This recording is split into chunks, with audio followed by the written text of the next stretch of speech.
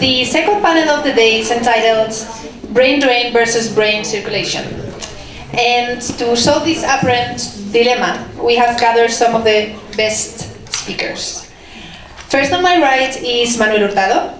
Mr. Hurtado is the Executive President of the Global Technology Knowledge Corporation. He's the CEO of Hurtado Investments Corporation and a consultant of public and private institutions in Spain, China, and the US. He has been appointed to advise several international committees in the areas of IT and education. He has served as an advisor to institutions such as the European Commission's Director General for Education. Next is Teresa Nieves Chinchilla. She is a founding member and president of ECUSA, the Association of Spanish Scientists in the US, and she is also a research fellow at NASA. She holds a degree in physics and a master in education from Universidad Autónoma de Madrid and a PhD in physics from Universidad de Alcalá de Henares. To her right is Manuel Muñiz, who is the director of the program on transatlantic relations at the Harvard Weatherhead Center for International Affairs and the director of the Fundación Rafael del Pino's program on international relations and global leadership. And next is Juan Pérez Mercader. Mr. Mercader is a professor at the Harvard Department of Earth and Planetary Sciences. He is also an elected member of the International Academy of Astronautics and of the European Academy of Arts and Sciences. He is the founder of and former director of the Spanish Centro de Astrobiología, and he holds a PhD from the City College of New York. And finally, we have with us Borja Santos, also a Harvard Spain officer, who will moderate this discussion. For the past 8 years, Borja has been working on international development as a public policy advisor. He has worked for organizations such as the United Nations Development Programme, the World Food Programme, the World Bank, and the Spanish Ministry of Foreign Affairs. He has worked in countries such as Ethiopia, Ecuador, Germany, and Spain. He holds a degree in engineering, a master in international relations, and he's currently completing a master in public administration in international development at the Harvard Kennedy School. I've just been told that we are almost trending topic, but not yet there, so please log on, help us. And Borja, go ahead. Thank you very much. Well, thanks for the speakers to come today. I think we have incredible people talking about the next panel. As you have seen, the title is Brain Drain versus Brain Circulation. So I think already the concept was clear that in our conference we didn't want to focus on the cost and the damage that brain drain could have affect Spain, but we wanted to talk about the opportunities that we can find in this talent mobility, how talent mobility can force innovation, entrepreneurship. First of all, I would like to tell a personal example that happened to me while I'm studying here in Harvard. Like, as many of you that you are here either studying or rehearsing, Harvard presume of his powerful network, right?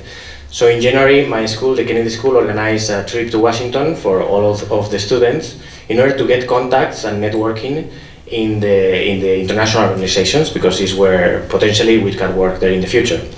So our coordinator shared with us the list of alumni of my program, with presuming that it's very powerful and they will help us in order to get these opportunities.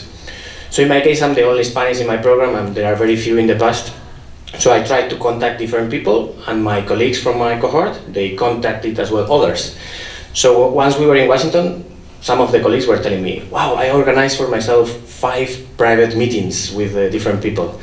And I said, well, I contacted different people from the alumni and no one replied to me. And I asked my colleagues, they were Peruvians in this case, but where did they come from, the colleagues that answered you from the alumni list? Well, all of them came from Peru. And I said, well, I have 2 private meetings here, and none of them are from the alumni list of my program, are 2 Spanish people who someone put me in contact from my Spanish network. So what I want to mean is that definitely all these powerful networks and that we form in our sectors, associations, are very important, but the feeling of being Spanish, I mean, is the best network that we can take advantage of. So that's why we are talking about this point today. And we are dividing this panel in two categories or two dimensions, and we are going to introduce them with a couple of questions for you. So, taking advantage of the Twitter, of the clicker, sorry.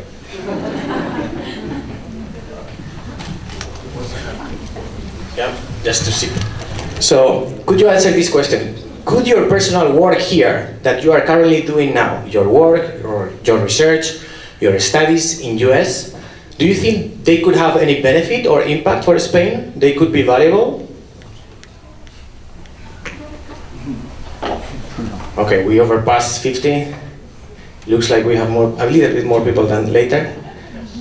So the reply is, wow, yes, exactly. So the first dimension that we will speak, we have different people from associations here, and they are going to speak about the advantage and the challenges as well that Spanish associations have. And the second one, which is very important as well. In 10 years, would you like to be working back in Spain? Be honest.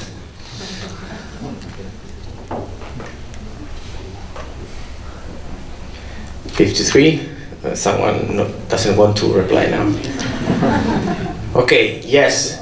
So it seems that although we are speaking about the advantages of the brain circulation, definitely many of us would like to come back some point in Spain. So the second part of the talk will be about that. And in this panel we will talk about proposals, solutions, actors. These people are very valuable because they are going to bring a lot of thoughts about this, but I request them as well to inspire us. I think inspiration is very important because although we are filming this and we might expect that these proposals will reach the State Secretary of Employment, Mr. Riesgo, but the change starts from ourselves. So we need to be inspired with these proposals that will be on the floor now, that all of us in our specific sector could come up with thoughts like, wow, I could do the same thing. And I can understand the valuable of my research, of my work here, why don't I do something similar? And they will explain us as well the challenges that they have faced doing their initiatives. So please, maybe Manuel Hurtado, could you start with, during 5 minutes, with your personal experience about this topic? Okay, so thank you very much, for everybody on the floor to be here today and for the association to having me. It's a great pleasure to stay with such amazing group of super gift people. My life is very boring and very, not very interesting. I am older enough to tell you some histories, but it's very nice. I am here by coincidence. My entire life is by coincidence. So you, as an entrepreneur, as I can probably define myself, many times you may think that you know what you're creating, but at the end of the day, you don't know. The reason finally is in the outcomes. Can be called the market, can become in terms of research on the results or whatever. So I came from Spain. I am currently turning 56. When I was 23 years old, I finished my studies and I decided to come to the United States to study at the University of California, Berkeley. And then being there, I noticed that only a few Spaniards being there, and was an amazing movement of foreigners going to the United States to get competitive advantages at that time, even for short or long stays. One of the lacks that the country has at that time was, including me, the lack of knowledge of a second language. I've been trained in my high school as French as a second language. So I opened a business, a kind of agency moving Spanish students, university Spanish students in the United States in 1985. And I have no idea what it was created. So 4 years later, we've been charter airplanes from Pan American.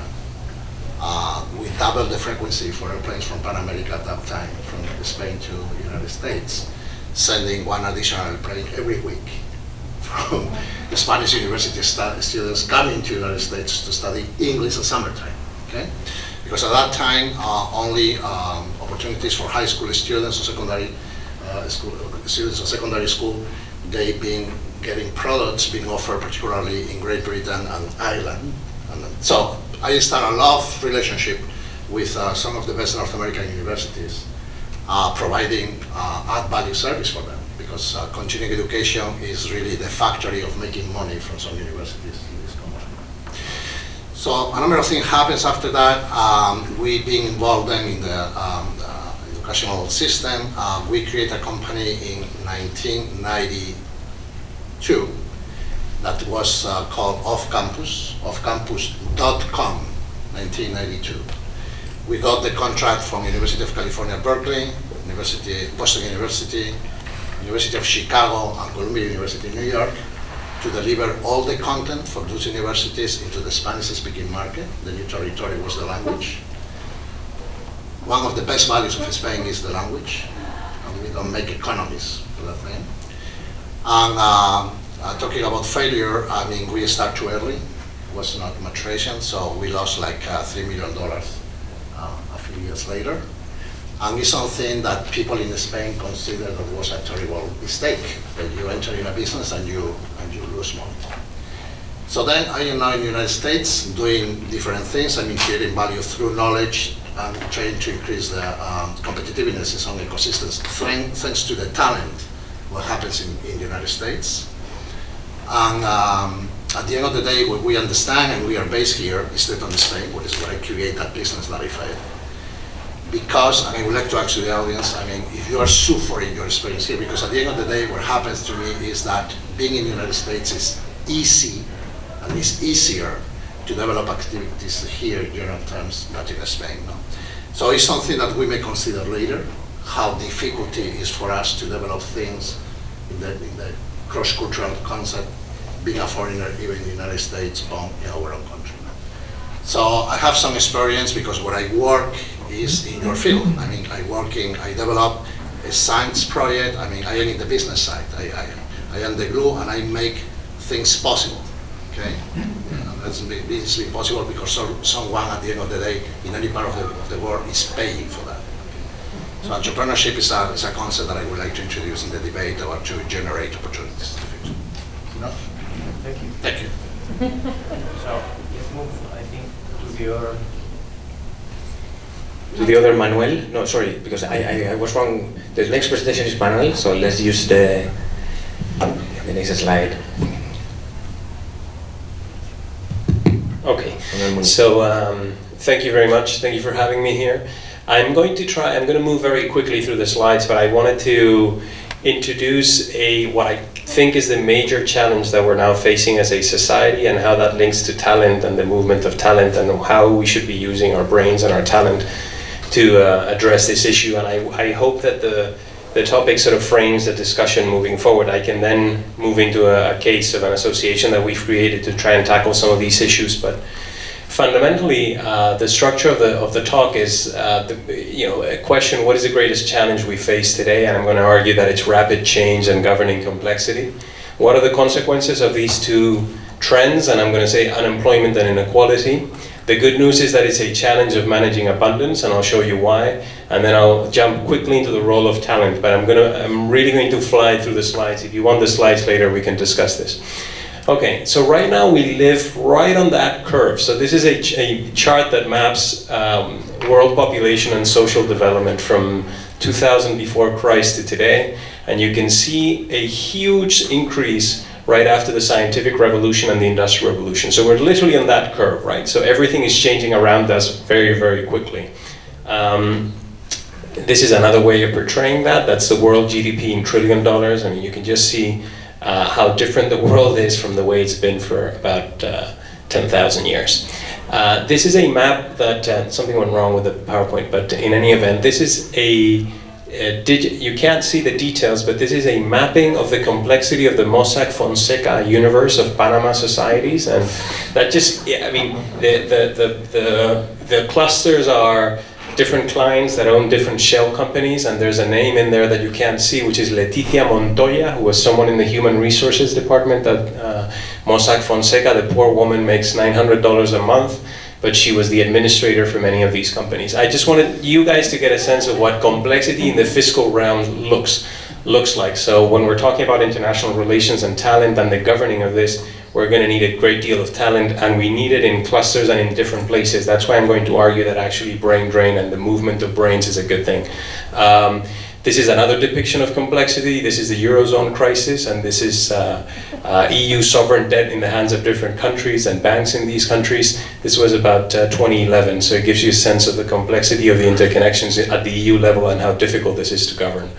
Now, why is this happening? My argument is that the fundamental reason is technological advancement. This is Moore's law that many of you know.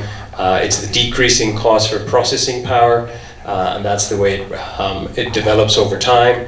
There are now, McKinsey calls it 12 disruptive technologies, and what's interesting is the combination of these. I won't go into details because I don't have the time, but I can tell you that the world is changing very quickly in very different sectors, from bio to pharma to infrastructure to AI to robotics. And Juan is sitting right here next to me, and he can perhaps elaborate on the bio revolution that we're witnessing. Now, this is producing three things. One is unemployment or underemployment, which is much harder to measure. The second is a clear worsening of inequality. And the third is the worsening of our domestic politics. And I'll tell you why this is meaningful. This is a study produced by the Oxford Martin School on the destruction of jobs through automation. And it basically shows that high employment jobs are at a much higher risk of being automated in the next few years. Many jobs are now currently being automated already. This is the major male labor force participation in the US. This is the point about underemployment. So we have falling levels of employment in the world right now. And this is why this is leading to inequality. For the first time since the 70s to today, we've seen a huge detachment of productivity from labor income. So actually increases in productivity of goods and services are not resulting in income for labor. And this is another graph that shows the same thing, and this is producing this. The percentage of the total wealth going to the top 5% is increasing, top 20% increasing as well, and then look at the bottom households in income terms in the US, look what's happening to them. This is the same argument about increases in income depending on what income bracket you fall in, and this is the global result. The top 1% for the first time is now much wealthier than the bottom. It's wealthier than the bottom 99%. Now, why does this matter? This matters because it's affecting our politics, and the barbarians are literally now at the gates, and I'll show you a graph that depicts this. So these people are about to, they're close to getting to power in various places, and these people are going to destroy a lot of value in the process. They're anti-liberal, they're anti-trade, anti-globalization, and my argument is that we're witnessing all of these movements around the world because the economics behind the technological revolution are not being governed properly. Now the good news is that we have to govern abundance. That's all we have to do. So this is not a crisis of scarcity, it's a crisis of abundance. There you have world GDP, here you have GDP per capita, so we're clearly wealthier than we've ever been, right? Okay. So what do I think is a role of talent in this map? And this is the greatest challenge that we face, right? And I think talent can push for change, and you do that through clustering and continuing to produce prosperity through scientific and technological advancement. We can provide solutions to these problems, and perhaps later we can debate this, the Altis Society, which is a group that I founded that tries to sort of debate and discuss how we can govern this change. And it can manage interdependence, which is the consequence of all of this economic growth and complexities that we need to govern things together. So is the brain drain a real problem? Can the challenge enumerated above be solved without brain circulation? Can we truly construct effective regional global governance without the movement of talent and brains? My answer to those questions is no, and except the second one, which is no, it's actually no to all of them, because I think that you actually need to have people cluster around places, start thinking, solving issues, pushing for innovation, pushing for solutions to the various challenges that we face, and I think you can't do that without brain circulation and the clustering of talent around places like Harvard and others around the world. So fighting against this, I think, is going against the trend, and it's going to limit our ability to address perhaps the most pressing challenge that we face, which is the one produced by the governance of change and complexity in the world. We can debate this in more detail if you want later. I'm not sure if I've managed to respect the time. By the way, there's a short video that perhaps we'll be able to show later with the movement of talent in historical terms. It's very graphic and visual, and you can see it from the Roman Empire to today. And you'll see that talent has moved around the world always, and it has actually formed very interesting clusters, and we need more of them, not less. Thank you. Thank you, Manuel. Maybe Teresa, can you continue? Could you pass the remote control to her? Thank you. Yes, I'm Teresa Nieves. I'm a researcher. I'm working at NASA since I came in 2006. If you ask me why do I came to this country to work, I will say that I play in the Real Madrid. So I think NASA is the best place to do my job. So, but I'm not going to talk about I'm going to talk about ECUSA now. Thank you very much to the organizers for inviting to ECUSA, and thank you very much for allowing me to represent ECUSA. I'm the president of ECUSA. I have to say that we are in elections. We are going to vote for the next president and vice president, treasurer and secretary, and probably the next place where ECUSA headquarters will be here at Boston.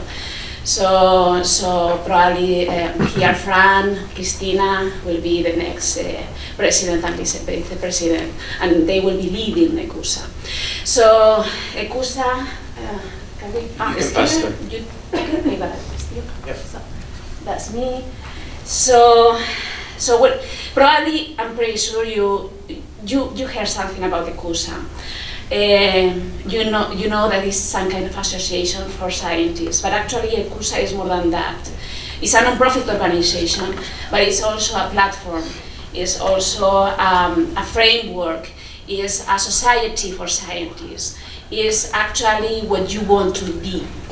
And I say this because we have different interests in the community, in the scientific community inside of ECUSA.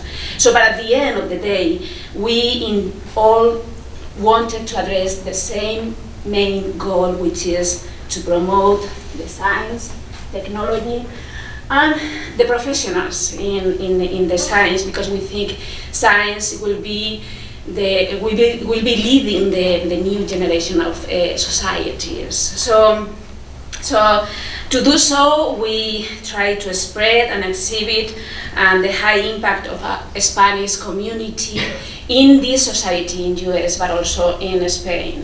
We want to go beyond just one single profile. We want to show that we have a very wide community doing a very good job in science, technology, and innovation. And so we create a network, but also we want to, and we always use this cartoon, this circle. And this circle represents actually a table. It's like you are sitting in a table and you always talk with who is next to you. So we want to create a conversation with the institutions, private and public institutions.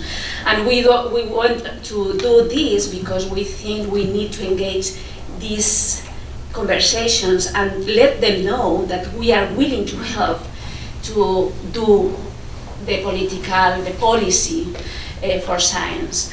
And at the same time, we need to talk with the society. We need to educate, inspire new generations of future scientists and engineers. And so engaging these two conversations, we promote the conversation between them.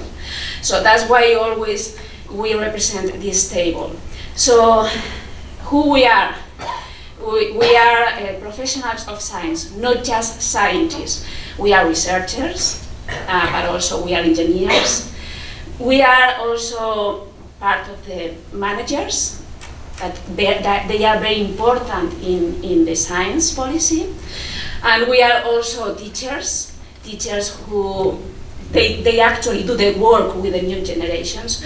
So we are journalists, as Javier, they are our leader in the communications here.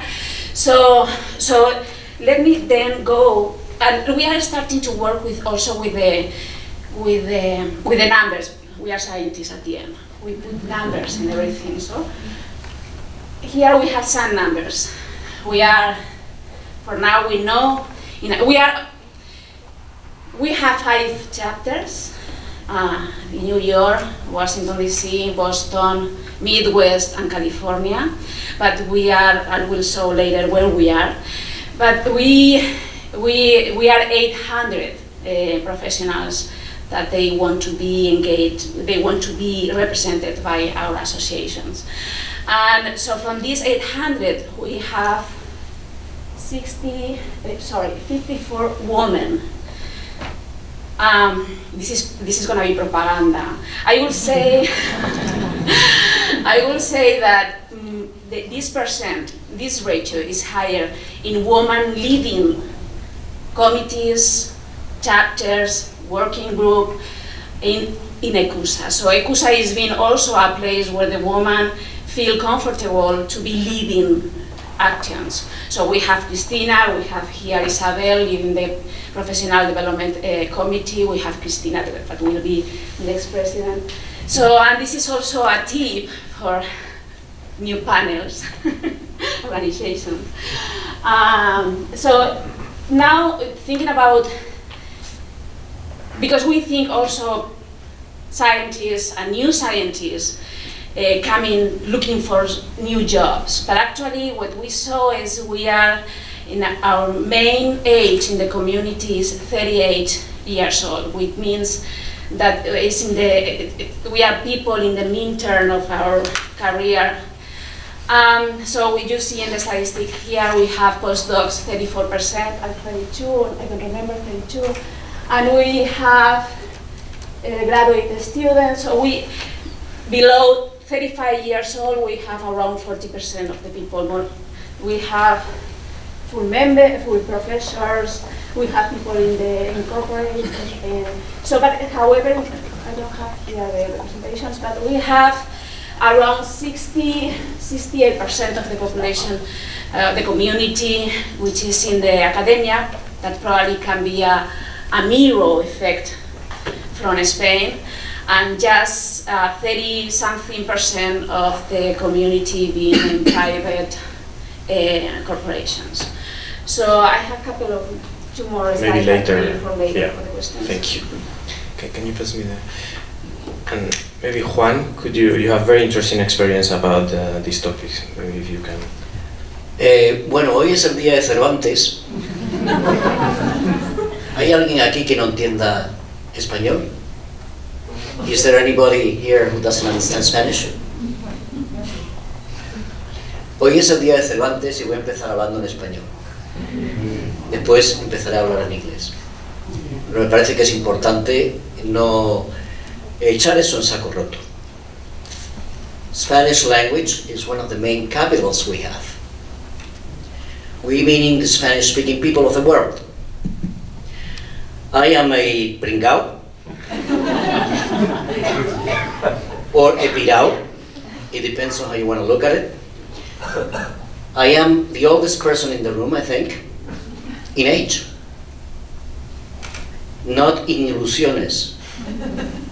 I am 68 years old, looking forward to next year.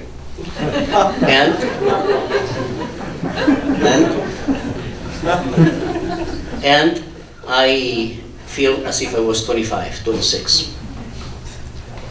I lead a large group in the university, and I feel like one of the postdocs.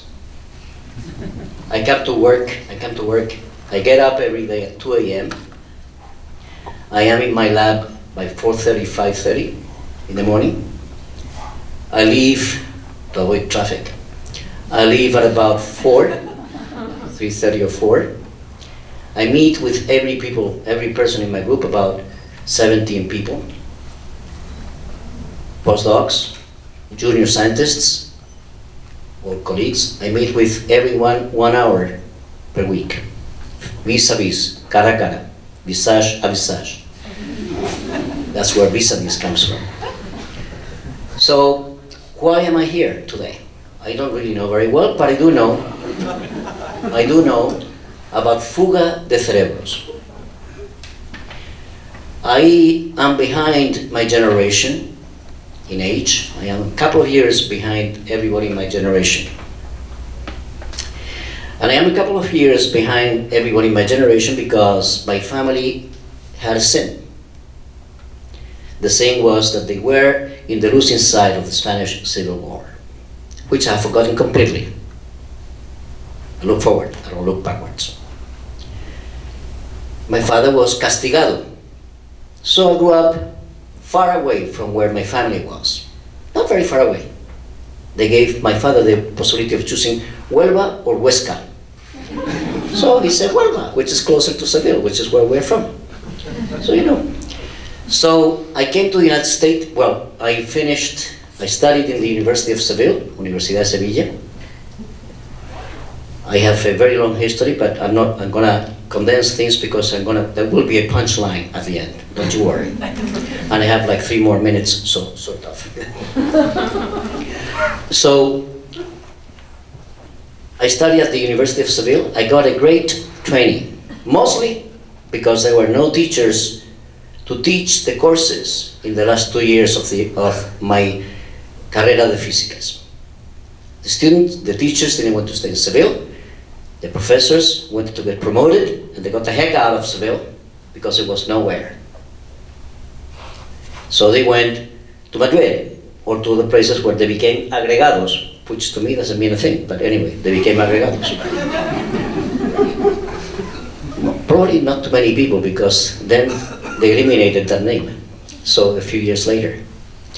So the students taught ourselves in the evenings. We had the formal courses taught by people who really didn't know very much about what they were teaching, but then we taught ourselves. For example, I taught quantum mechanics, an important part of physics, when I was in the 4th year, to the people who were in the 3rd year and to the people who were in the 5th year. So I got a fabulous training there, but I couldn't get out of Spain. I wanted to get out of Spain. I had been doing things and corresponding while I was in Seville because we didn't have teachers. So I corresponded with people in Germany, Werner Heisenberg, for example, one of the creators of quantum mechanics and so on, and they told me, get the heck out of there. Essentially, that's what they said. I'm talking about 1972, 73. As soon as I finished my military service, I could have a passport. I got the passport, but I didn't get anything outside because I couldn't apply. So I went to the University of Barcelona. I taught a year in Barcelona. I was happy when I went to Trinity College in Dublin. In Dublin, I was paid £35 a month. The room where I lived cost 28. So I learned many things. Believe me that I did. From Ireland, I applied. From Ireland, not from Spain. I applied for a Fulbright scholarship. And I was offered the possibility of coming to a number of places in the US. I chose a place where Heisenberg told me I should be coming, called City College of New York, which I was very happy to hear you say that. The City College of New York is called the Harvard of the Proletarian. Today I'm a professor here.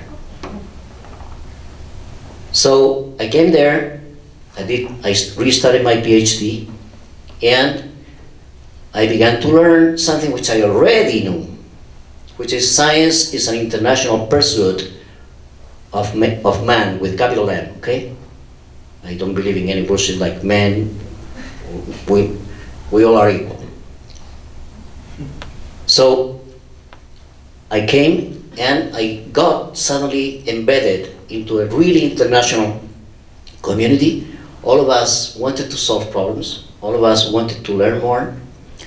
All of us wanted to aspire to serve, servir, with a capital S.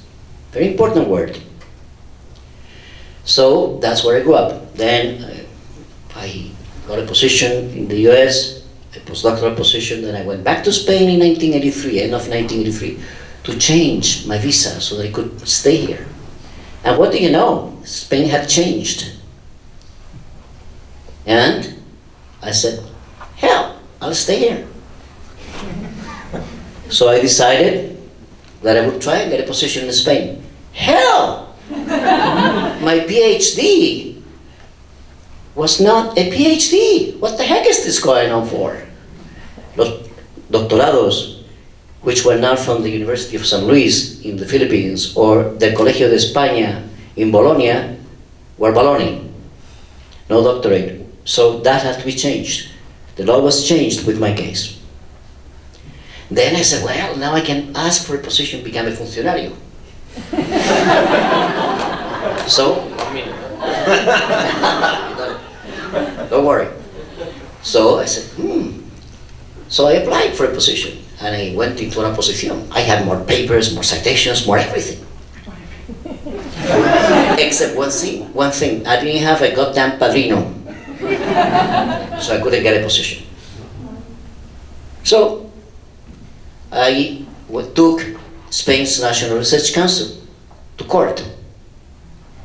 They changed the way to get into the Spain's National Research Council based on a couple of mataos who fought for it. And then I became a part of the system. And I fought from within the system, and then in the late 1980s I was offered to come back to the USA. I started spending time between Spain and the USA. And then in the 1990s I was offered the scientific direction of a large center that NASA was going to do. And I said, oye, Quillo, why don't we do it in Spain? Coño, after all, I'm a Spaniard. So they said, well, if you get the money. I said, Spain is not Kenya. And Spain is not Kenya, believe me. So we started a center, which is called Centro de Astrobiología that you mentioned. And we started doing something which is important, trying to develop the science and trying to develop industry and so on, and the connections. And I finished my time there in a bittersweet experience, and I decided that to do what I wanted to do, I would come back to the USA. So I accepted an offer from this university and I came here. So that's, in a nutshell, my life story. What is the punchline? The punchline is the punchlines are three. Science is an international pursuit. Science we do because we are monkeys, we are primates, very curious primates, and contributes, like Manu was talking about, to progress. That's number one. Number two, there is such a thing as fuga de cerebros. In the last few years, we didn't need to have that in Spain. It was not in the last few years, meaning in the last 2 or 3 years, in the last 10 years or so, we didn't need to have that. Many things have changed, but not the basic things, which need to be changed. And we can discuss that. And the third punchline, which is important, is that no matter whether you are in Spain, in the USA, in Singapore, in Chile, Cuba, United Arab Emirates, what matters is talent. And that knows no frontiers. Thank you.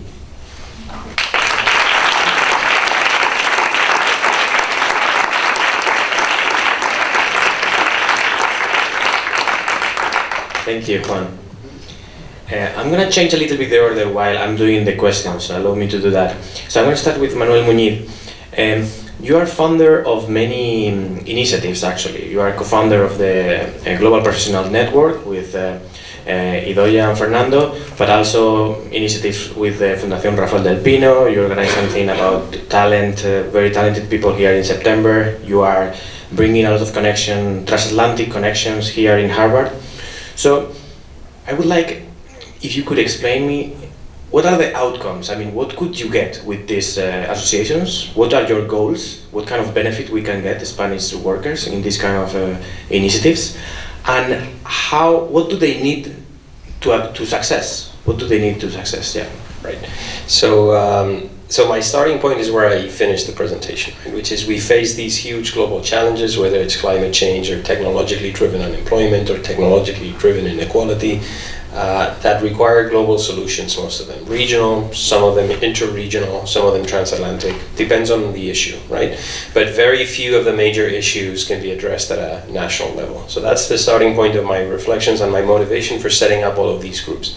Most of these groups have as a goal gathering people that are interdisciplinary, so they work on different issues that are, some of them distributed around the world, other clusters in various cities, to address challenges and improve governance. So first improve analysis and then ultimately improve governance of some of these issues. So what the organization that I think works most closely to the issues that I identified here is called the Altia Society.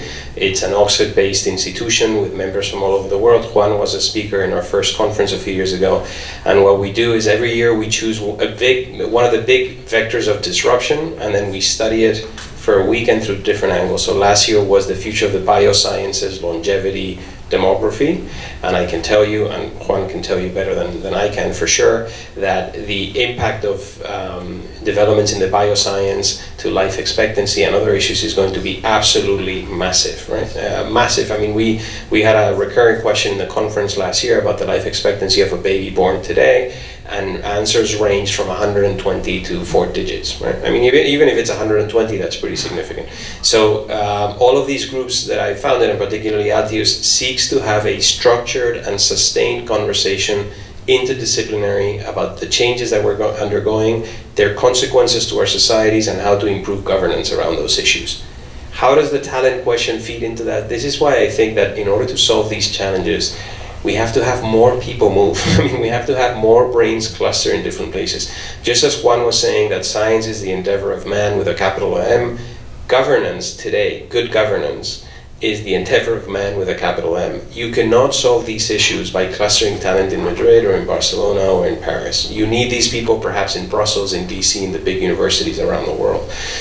So that's the goal behind these organizations, and that's the motivation. After the debate, you can structure how to have impact, you can publish, you can reach out to people, whether the public officials are permeable to these things and they're willing to listen, that's a whole different story. But from civil society, what I think we can do is try and cluster these people, yet again, cluster, right? Physically, if possible, not necessarily, but if possible, that's even better. Discuss these issues and come up with solutions. And we've come up with a few solutions to the challenges here that have to do with taxation, having fiscal traction, redistribution, having the state participate in innovation. I can go into details about how these things work. But if you're focused exclusively on the national development and a short-term analysis, you don't understand things. Well, what's going on in Germany? What's going on in France? Now, why Brexit? Why now? These are interconnected, complex developments, and only bright people and dedicated people working together can solve them. So the last thing you want is to scatter those people around the world, not have them meet, and not have them come up with ideas about how to solve them. Thank you. And Teresa, I had the same question for you actually. If I would be a Spanish scientific that goes abroad, in this case to the US, what are the benefits that I get being in an association, a Spanish association here, or what are the benefits that this association brings to Spain? Well, I don't know if I'm able to answer this question, but let me go to the next. Well, first of all, to see, you have studied more this problem than me, so I don't know if I'm able to answer properly the question. But at least what we do. Thank you. We do at ECUSA is just to see where the talent is, and because if we want to get all the needs, all what we need from the talent, we need to know where they are. And we have represented, ECUSA is represented in 32 states of the United States. And if you see here where we are in 86 centers, university institutions, we are in the government also. So we are in the best places, not just of America, not just of US, but also of the world. So if we have just this map, we can start to work, and then we work in this way. So the philosophy behind ECUSA is think globally, work locally. That's why the structure of ECUSA is in chapters. So we have 5 chapters. We have, I told you already where they are, but we are interconnected by the committees. So think that we work, all the people is working right now in ECUSA is doing in volunteer mode. We have our work. So every piece, and I think in physics always, so if we want to have an output work, we need to use the energy in efficient mode. So we need to use every piece of energy to build up something. So that's why the committees work globally through all the chapters. And we are all connected. So we work with the new technologies, we have meetings in the nights, and we work in 3 different, for now in the structure, 3 different levels. We work with education. For example, here we have programs, ECUSA en las escuelas, is leading by Rebecca. Rebecca is not here, but is from Boston. Is the only leader. There are more people. She has a team, and she's working with the students in the open house of embassies, in the schools, everywhere. And she is leading the team of people in California. For example, here we have, I think it's Nerea from California. This picture is from the last week here in Boston, from the Feria de la Ciencia, I think it was. So she's leading a big team, and she's doing, in very organized way. So also in a public outreach, we have seminars. We have seminars where the people is able to talk about the science that they are developing, and they do in different places. So in terms of professional development, this committee is leading by Isabel. Isabel is doing an amazing job, and the programs, for example, like Welcome Packet. This Welcome Packet is trying to facilitate the integration of newcomers and new scientists coming to this country. And we have, for example, here Carmen de la Sena in New York. They are leading this program, but they have people working in all the chapters. So the chapters work in vertical way, hands-on with the community, and the committees are working in transversal way with all the community. So we have more programs. For example, e-visibility. You go to our website or in our Facebook, in our social media, you will see the podcast. We prepare podcasts, videos with interviews to professionals, different professionals. We have also Fostering Docs, which is a program that is going to be launched probably in a few weeks. It's a mentoring programs for transition doctor, postdoc, that they want to do the transition to private sector. Right. So we have Ciencia y un Jamón. Ciencia del Jamón, it is activities also, for example, to promote the networking. It's just social activities where we are just having a caña or just hanging out. And then this, for example, in professional development and networking. Later, maybe Isabel went to bring more points. And then we also work in creating interdisciplinary activities. One of them was last September, where we had our first joint meeting in Washington, where the King and the Queen of Spain, they came for the opening of this meeting. So actually, and also we are open to collaborations. We are actually right now working with Latin America, doing programs for students. We are working, for example, also with Spain. Luis is leading one of the programs called Entre Culturas. And this program is trying to work with schools in Spain and a school in the US, just to work together through the scholar year. What else? Well, I don't know. This is the kind of activities that we do. I don't know actually. That's a very good answer. Okay. So, Manuel, you have been somehow a successful entrepreneur here, and you have you have been interacting in many places actually, not only in US but in Asia, in America, in Europe definitely. So for people who want to be entrepreneur, and so how would you compare with Spain here? Like some people have said, well, I can feel that being an entrepreneur in US, I can make a difference. Some other people mention the financial needs that you might, or constraint that you might have in Spain, in advantage you can have here. So how could you see that if you want to be an entrepreneur, and the Spanish connection that can give benefits for Spanish entrepreneurs not abroad? Okay. Hopefully things are changing in Spain. So thanks to, I mean, we are the sons and the daughters of our own history. When Juan probably left the country, it was a completely different history. He was a kind of, alien, something, a extraterrestrial person, even internally. I mean, not only being one of the only Spaniards being around, but probably coming back to Huelva Huesca, say, what are you doing outside? So all this happens, and we are here because a number of things happens before.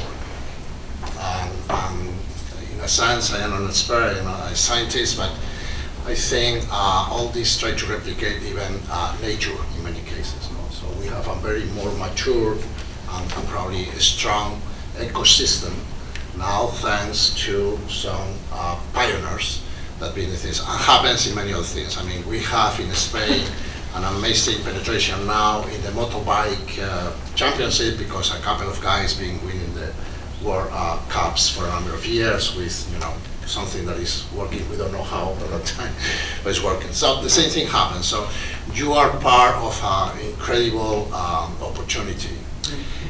As Juan said, and I think Manuel also mentioned, I mean, a number of structures, I think, has to change in Spain. I mean, we are changing the ones that we show up externally.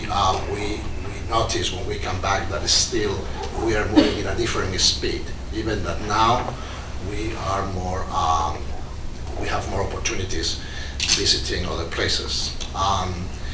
One of the things that may, I mean, Spain is a bad country. It's a wonderful country. I love Spain very much, but it's a bad country to become an entrepreneur for many reasons. I mean, because the culture. I mean, for a number of years, if you became a person that you try to be in the business and you became a successful business, even more, if you get the money and you got the money, you are guilty about something. I mean, there is a kind of this industry thing that you are not an honest person.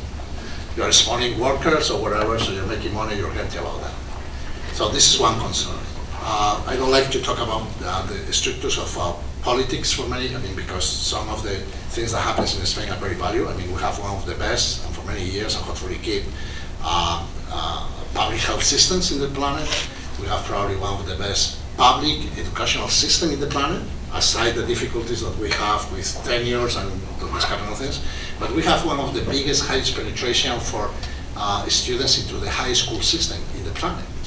We have one of the biggest transition rates from high school into the university in the planet. So this is probably one reason that we are having overqualified people into the system and not creating opportunities. I mean, the first time that I visited a kind of university for hobbies in the United States, I remember, was the Florida Institute of Technology in Melbourne.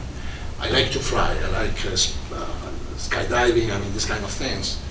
And I visit that place and I say, wow, this is a place I want to be. They have like 100 planes, their own airport.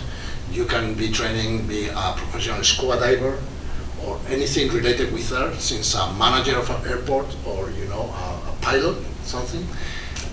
So we don't have this kind of alternatives and even public recognition. Even with our plumbers and maker, they make 3 times what a PhD is doing.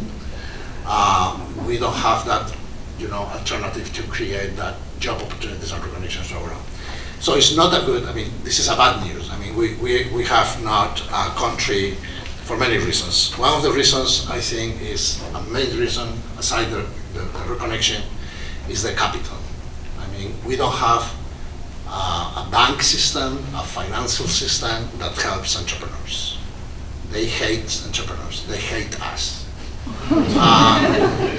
They want, as Almunia said at the beginning, what they want is to be, all of us, to be slaves for 40 years, paying the mortgage through our salary. They're returning mortgage. When I started my business at the age of 23, the interest rate was 18%. I have to return my money as an 18% rate, and we did. So, at the end of the day, you have to be the owners of your own decisions. You have to go ahead. I will recommend very much to become entrepreneurial. Be the responsibles and the owners of your own destiny. Talking about Cervantes, there is a sentence that I like from Quevedo. He's a little machist, so I can be actually to regrets. I mean, we can do the reverse. But Quevedo said something like, si usted quiere que las mujeres le sigan, póngase delante. What he said.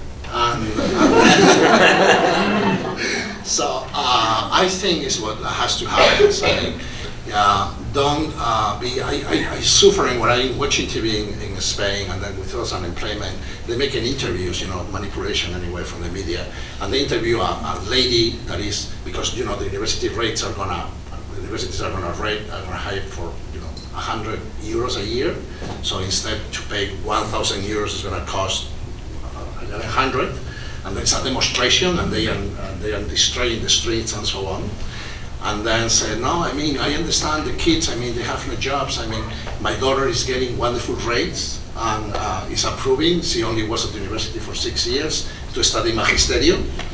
And now nobody's offering a job. Say, well, who has to, excuse me, this is, I don't know, ultra-liberal, but who has to offer a job to your daughter? Why your daughter, if it's very good in what she's doing, try to create their own opportunity to serve others. How, if she's so very good, why she don't open their own, let's say, academy or a school or became, so the history of the people, what is linked with some kind of success, if we have to measure success in terms of money, some of them are not well trained. Amancio Ortega has never got a degree. Some of the biggest, the wealthiest guys in the planet, even being honest, they don't have it. So, entrepreneurial track is something that we encourage to put in our culture, and even scientist people being external entrepreneurs, entrepreneurial. Do the same thing in your company. And Spain also is bad in that. They don't pay attention very much to the new ideas, etc. So we have a lack of venture capitalists. I have my own company, investments. We are small. We are currently investing in 4 companies. Some of them is the Spanish scientists. One is from the former rector of Universidad de Extremadura in a chip that was like 1,000 times better than Texas Instruments. So they've been crazy looking for money. Nobody pay attention to them in Spain. We're helping them here. And others. So it's not easy, but one of the solutions is to become an entrepreneur.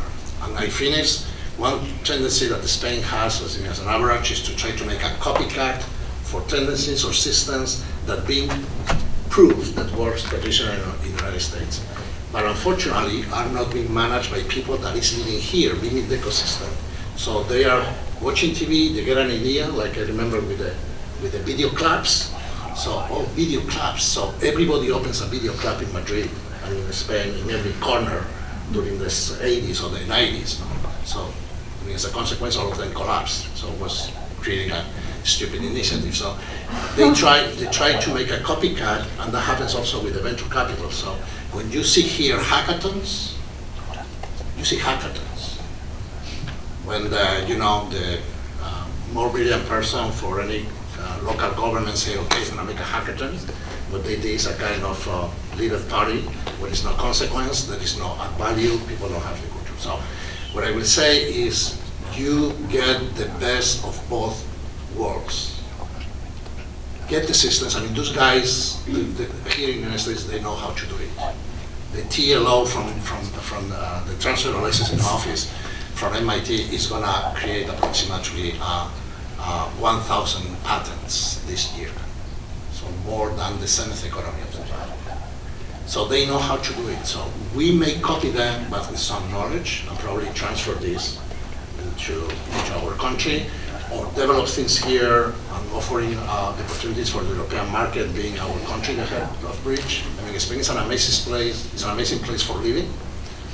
And if we reconsider and change all this base camp for entrepreneurial, will be a dream. If at the same time we change our politicians. This is what it is. The perfect world doesn't exist. As a friend of mine say, la vida no es como nos imaginábamos, sino como nos temíamos. Entonces, una parte de esto nos pasa con España. Thank you. Thank you very much. And Juan, you have been the founder and former director of the Centro de Astrobiología, and you are a member of many different centers, academic institutions, and so on. So how do you see the role of these networks, and what do they need to improve the impact in the current situation with so many Spanish talented people abroad? Which networks?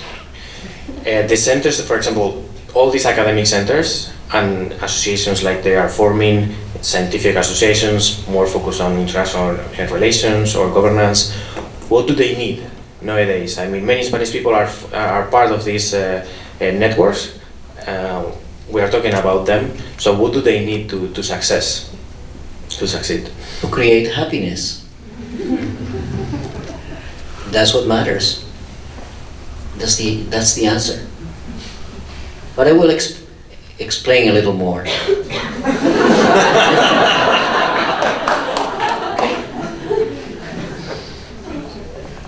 Sorry, I am a cachondo mental, and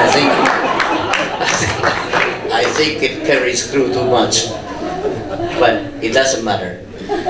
So I was sincere when I said to generate happiness. I'm going to be talking for 5 minutes, okay? The important thing is your content. Yeah. No, but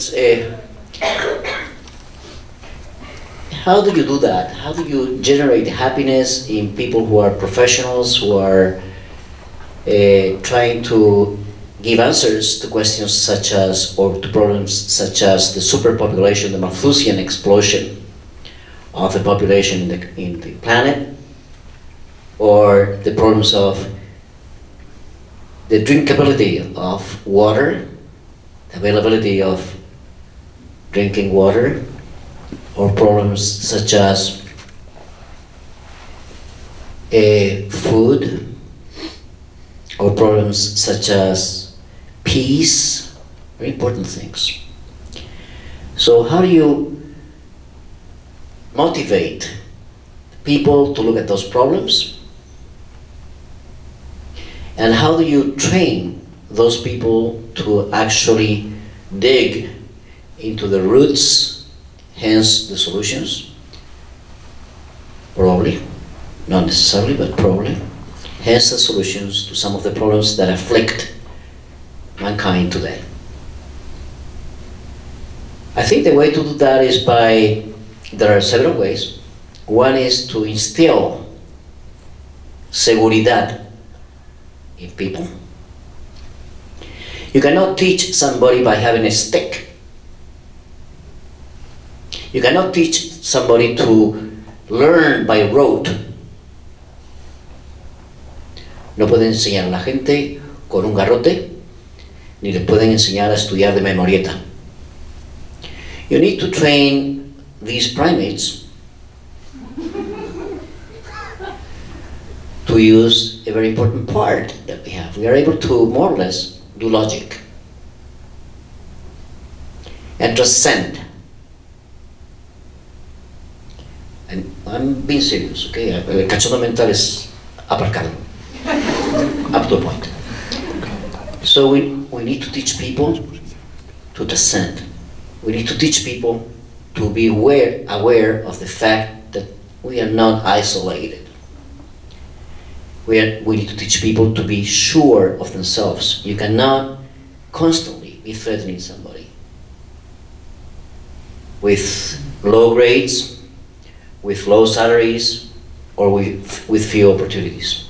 So how do you do that? Well, the way to do it is to put people in touch, the ones who are being trained, to put them in touch with real life and have mentoring by people who have been a little bit more fortunate so far than they have, and tell them about your experiences and show them that if you are a person of logic, then most people will understand you, because most people have their logic trained into them. There is a part which, like people like Chomsky would say, he knows why I say this. A conversation at 6 a.m. the other day. So people like Chomsky would say that it's ingrained in you, okay? Or you're born with it, with the circuitry. But it's not totally true. It's prior to you. Even bacteria have some form of conscience. So what I'm getting at is that if you use logic and you concatenate the logic correctly, then people will understand, people will follow you. So that's the first thing you need to do in these associations. Teach people logic. Talk with logic. Believe in the principle of causality. First you have the cause, then the consequence. These are things which are important. Teach people that, and then they will be sure, because they will progress and they will feel afianzados.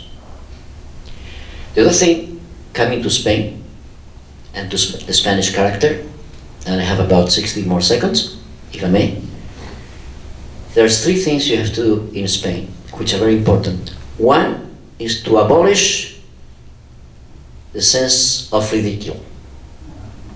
El puto sentido del ridículo y el convertirte en el hazme reír de una banda de cretinos is very deleterious, if you know what I mean. It has a terrible effect.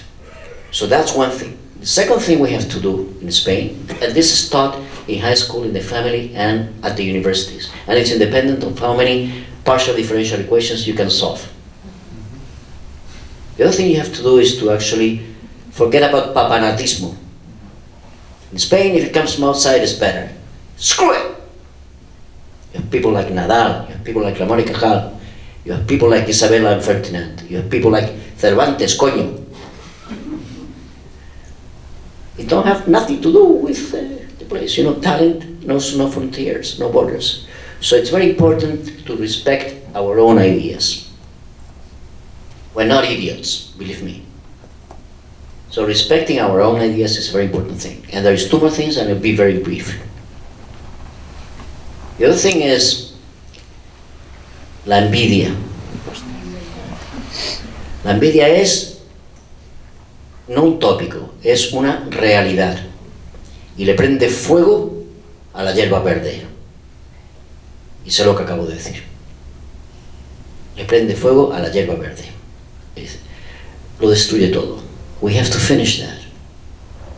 And finally, very important and very practical, we need to feed back like a child which is being breastfed.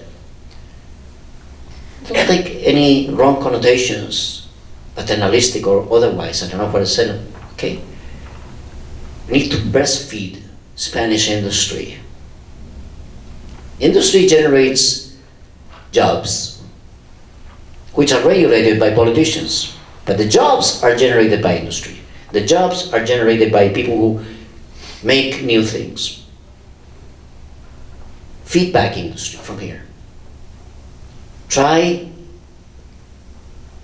and talk to somebody in industry, Spanish companies. There are many fabulous Spanish companies. Try and talk to them. Try and feed them back what you learned last week. That's all I would do. Thank you, Juan.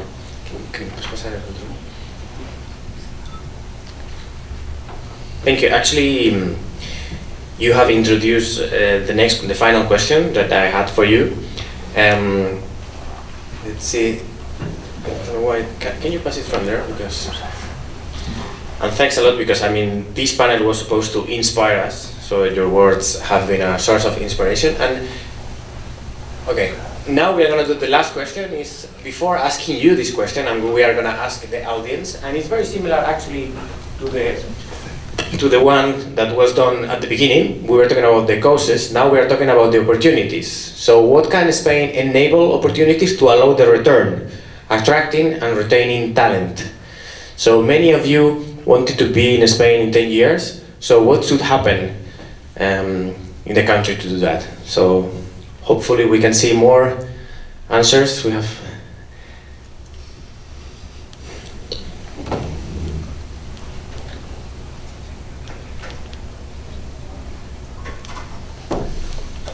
Maybe I would like to allow the speakers 1 minute each. So after their responses. So let's see. Oops, sorry. Okay, so again, the speech of the state minister didn't change your thoughts.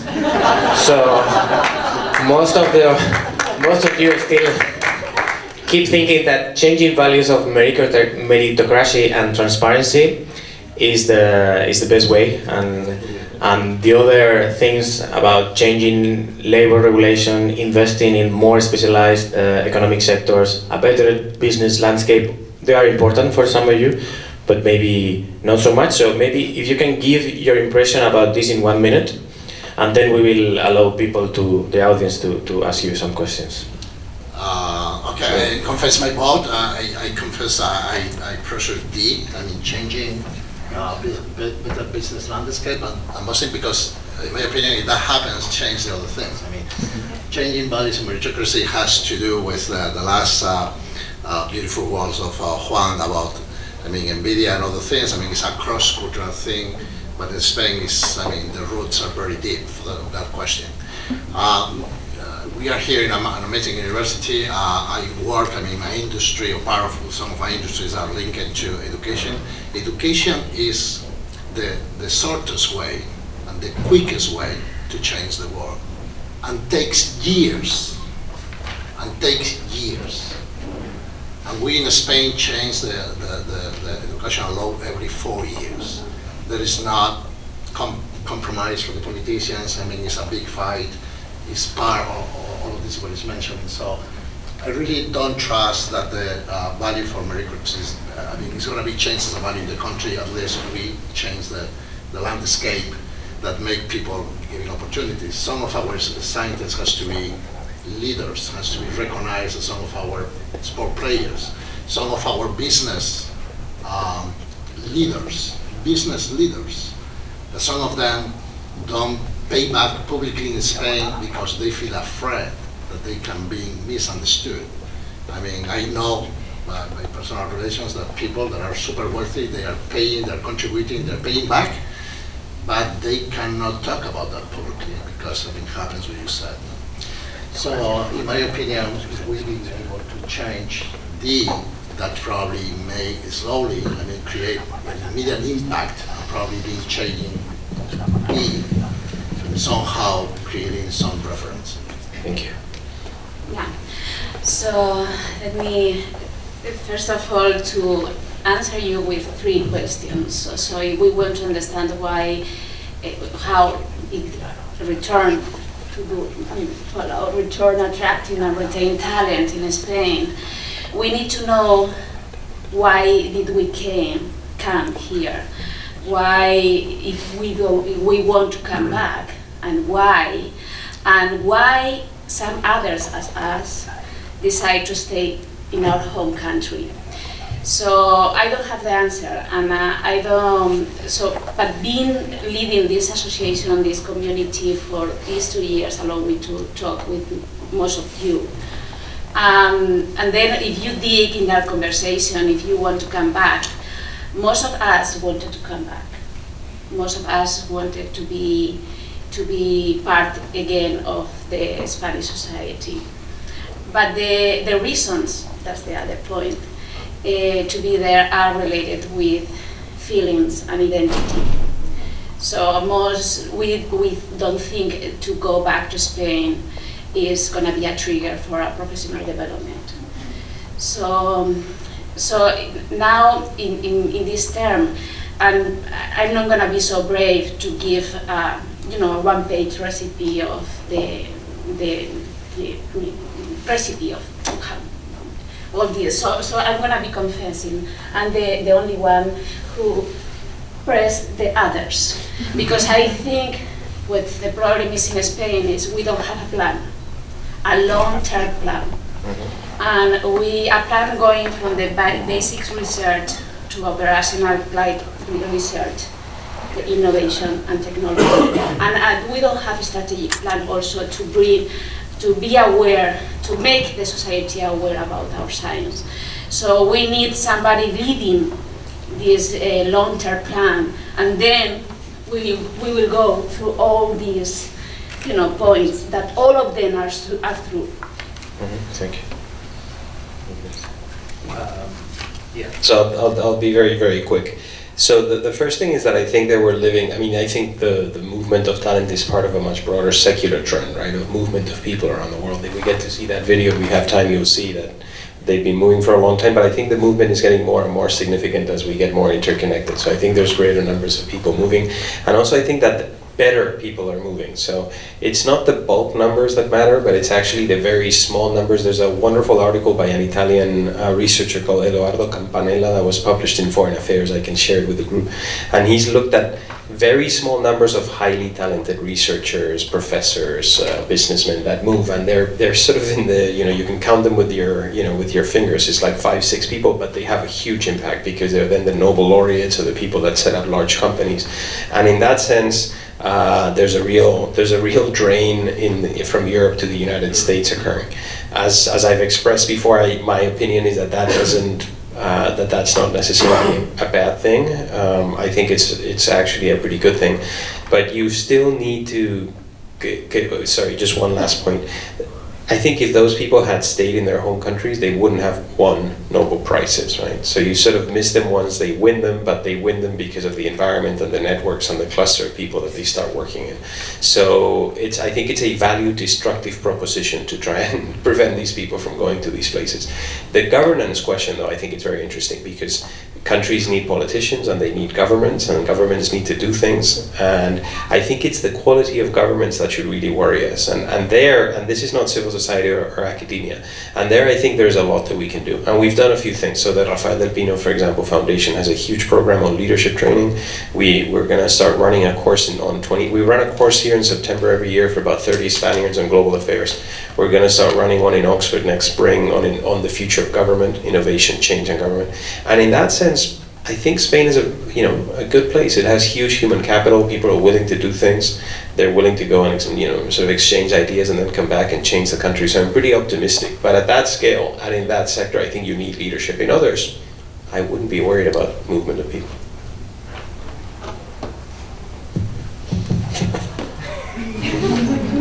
Do you want to? Yeah, of course. Final word. Very briefly, I think I didn't vote for any of this, of course, but I think meritocracy is very important, and so is the value system. So if you want to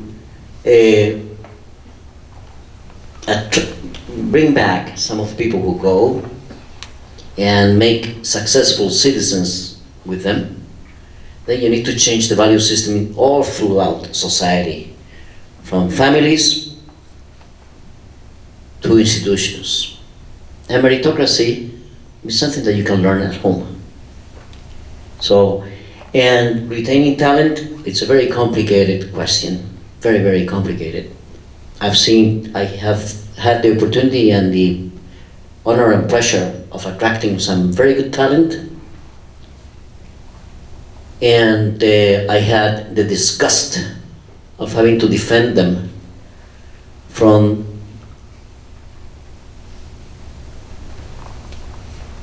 how do I say this without saying it?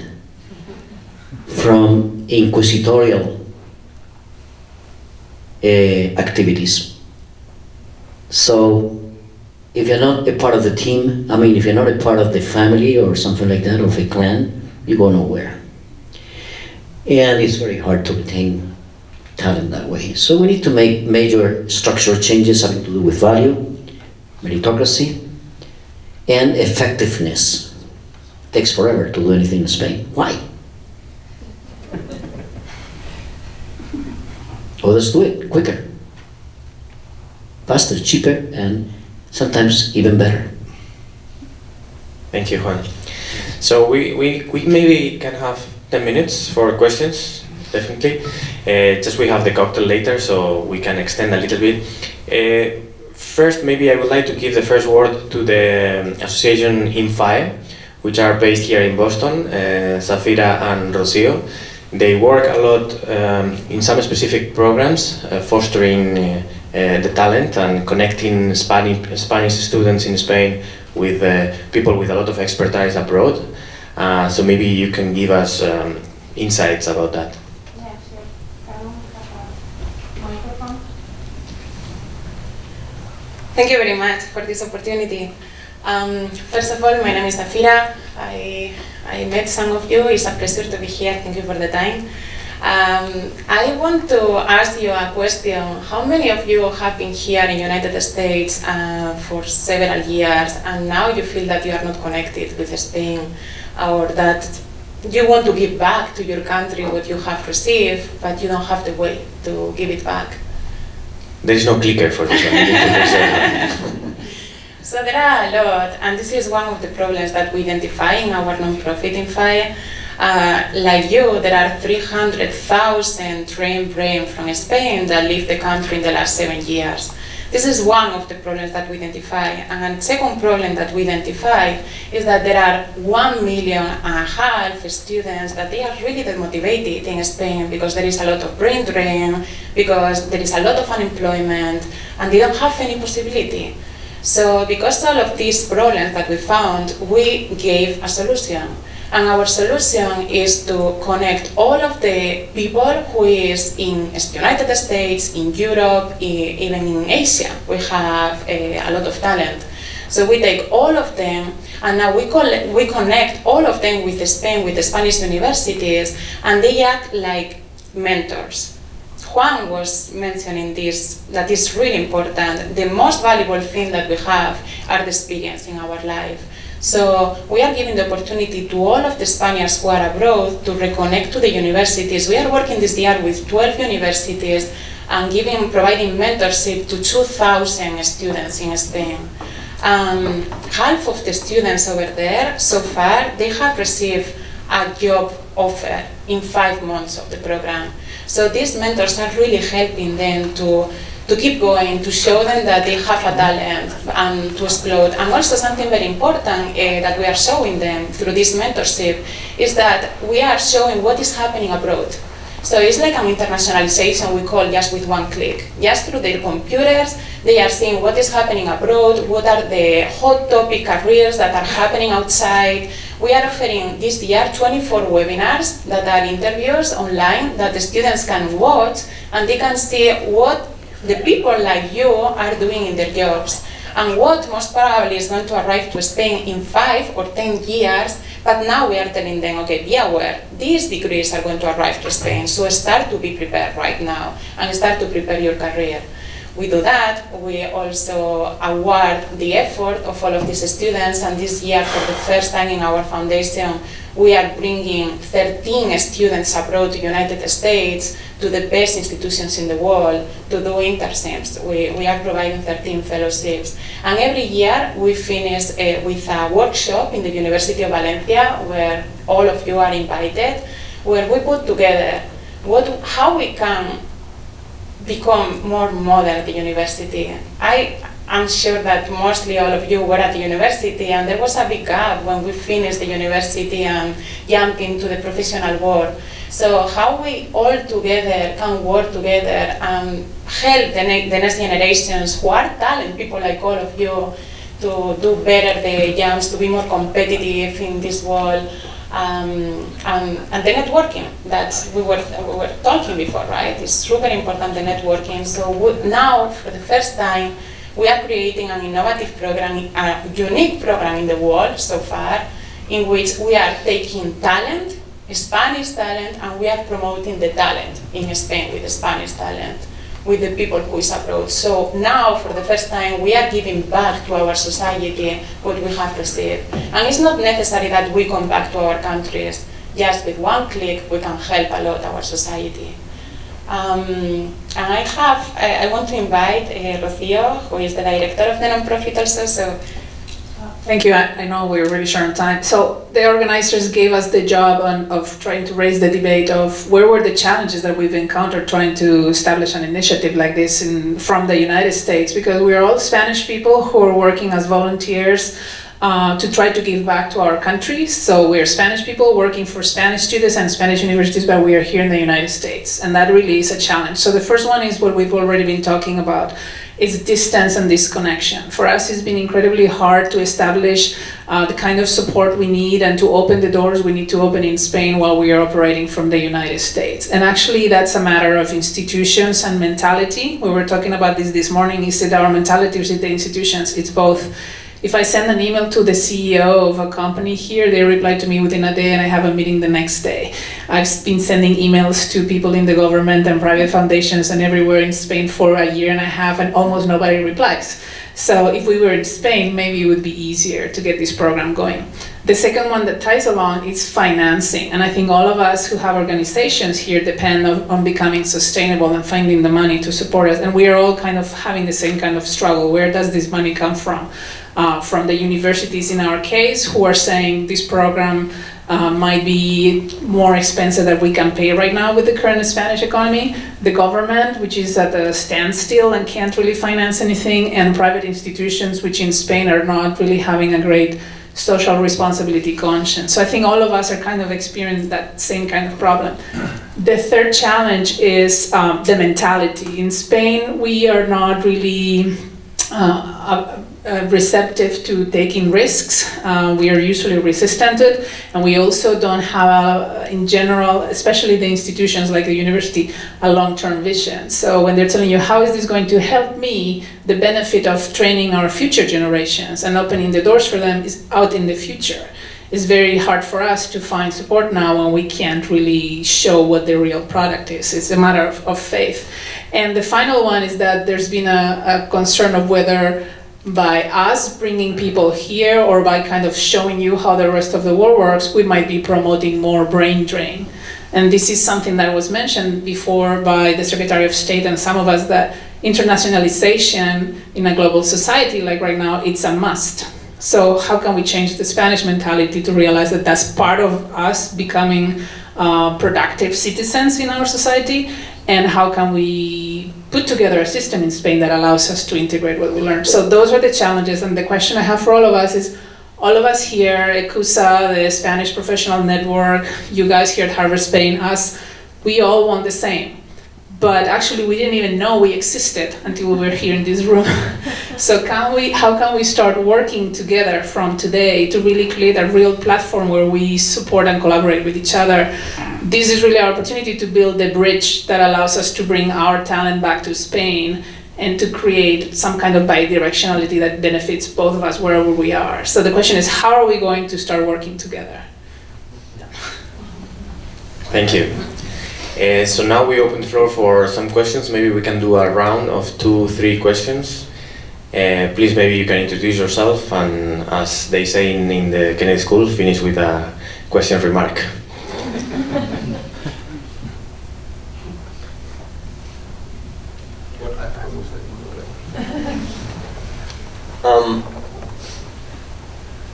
Is it on? Yeah.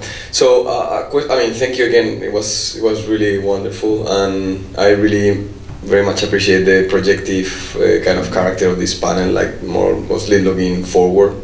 I was trying to just make a kind of link with this idea that, given the fact that most of us think that, changing values and meritocracy is one of the main issues to be changed.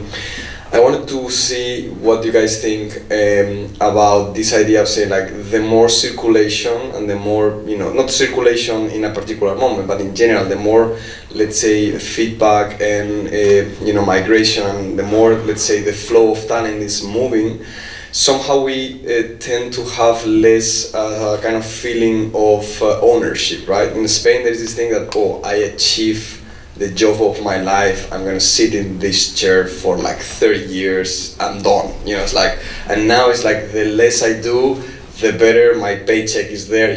I mean, you guys know a little bit what I'm talking about. I'm trying to, be a little bit mean, but also there is something about that.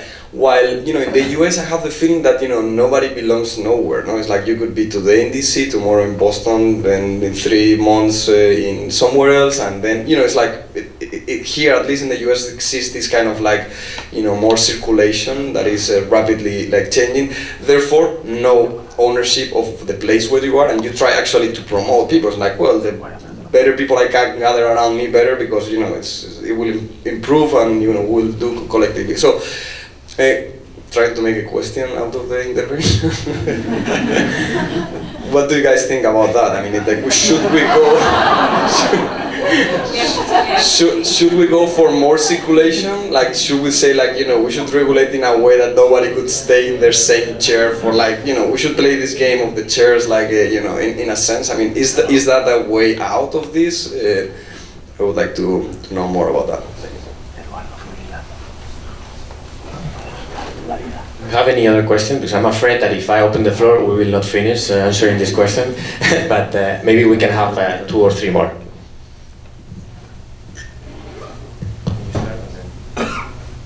Hi, hello. I'm Carlos Lastra, doctoral student in the Kennedy School. And so the question is for the panel, but I guess also for the audience. So seeing all this notion that the values and meritocracy that are, I guess at the first cut, the biggest problem that Spain has. I wonder if what the panel thinks, whether the panel thinks this is the right place to start, or whether this is a symptom. So, and I think Diego Comín earlier said something important, which is that basically this is the result of the type of productive system in the Spanish economy, and the fact that we know the technology frontier, and so then meritocracy doesn't matter, because it doesn't matter who moves up, because that's not what the productive system is about. It's not about fostering new ideas and so on.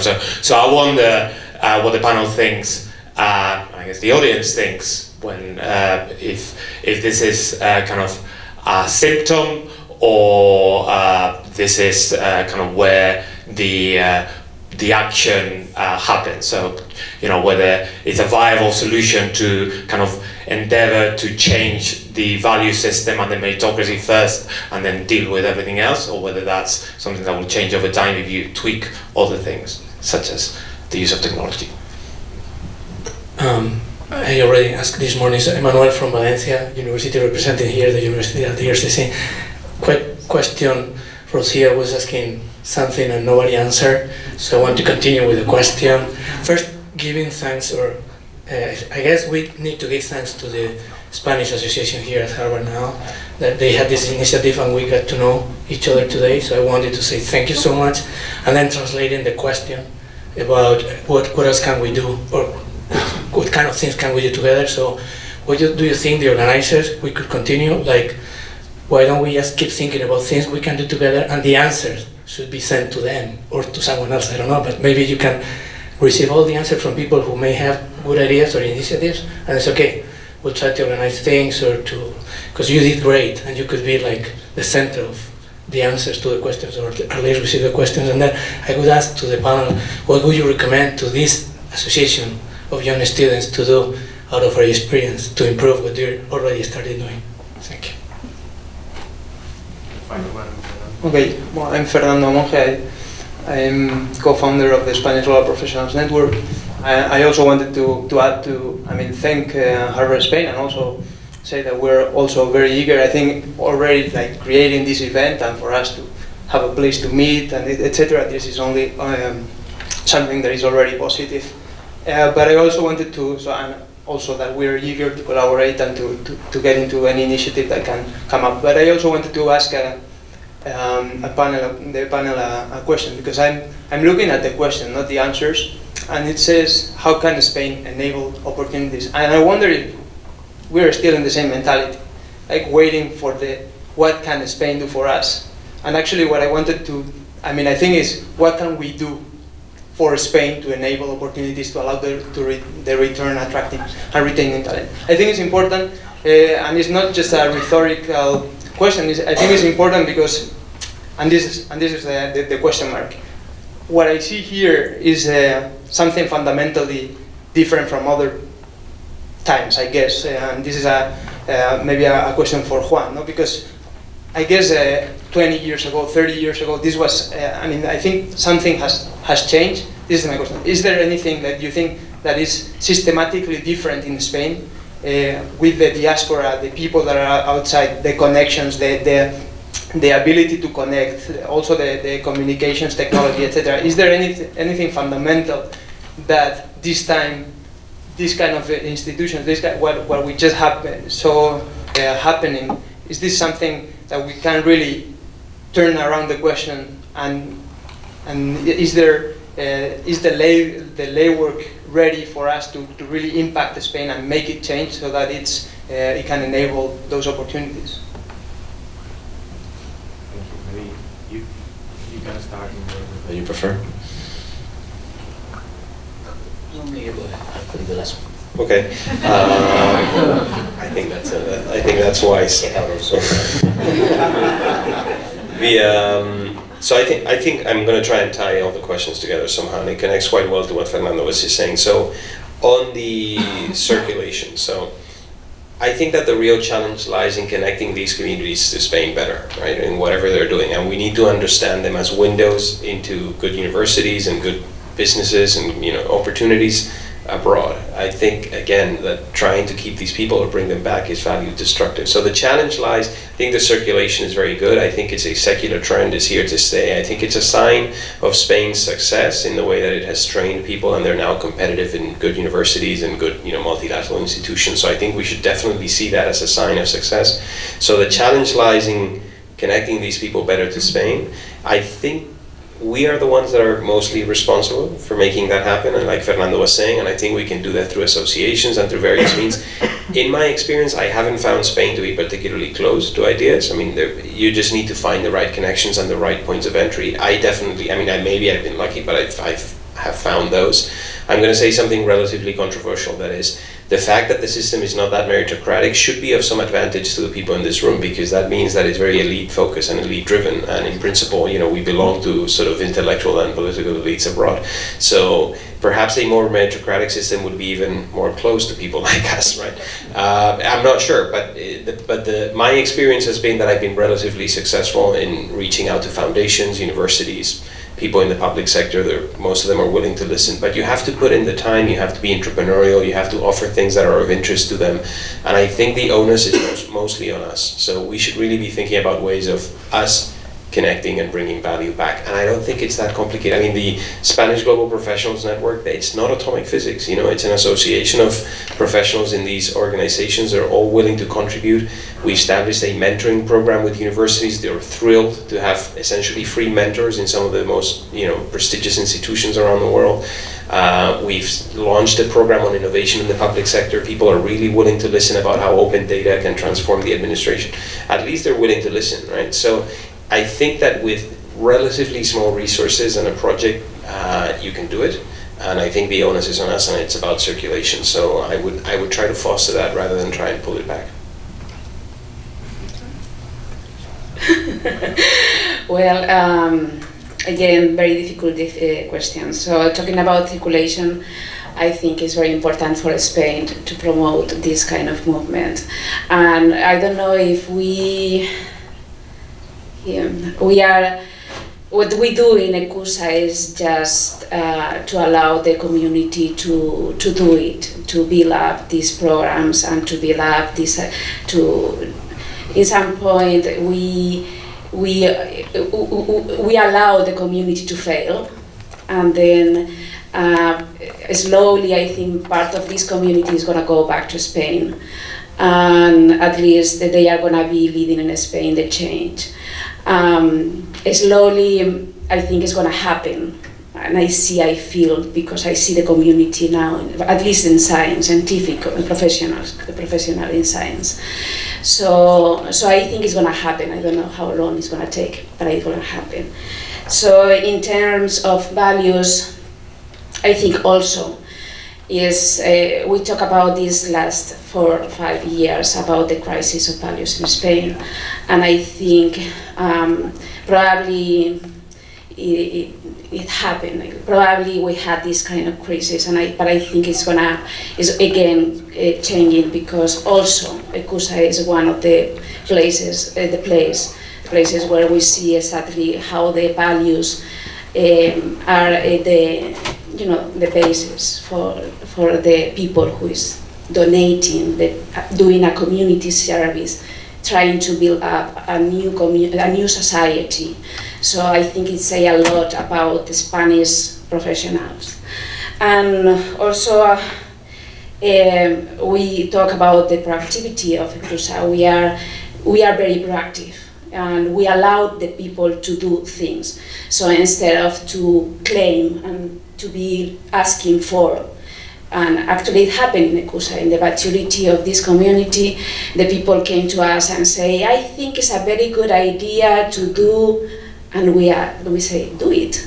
This is a place to do the things, to change the world. If you want to do it, we are going to give you the structure and the way, we are going to give you the support. So this is ECRUSA. And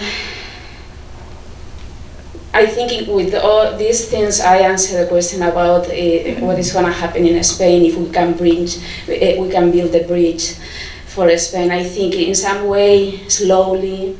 I mean, we are a very young community. We are just 2 years old. We are toddlers.